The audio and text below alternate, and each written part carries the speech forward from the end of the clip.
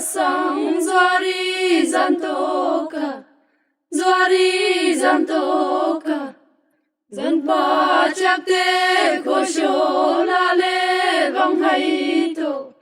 lale bang hai to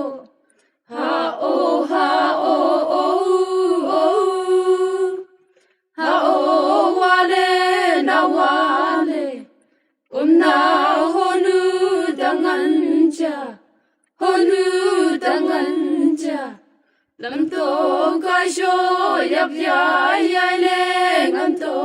dai now sap le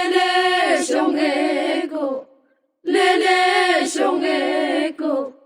kumbi mayo manobu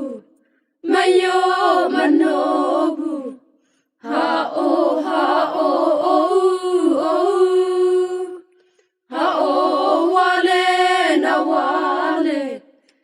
now honu gangai ye mi now honu tomle atoi to rau Om nak ling nu ko angke ha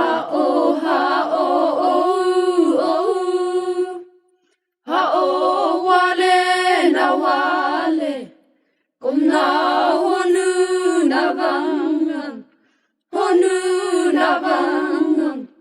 tantong alo lodat ko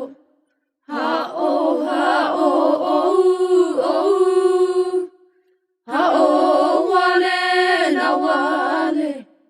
we now nang ponitzen kom now nang swakha tomu ozang koi ha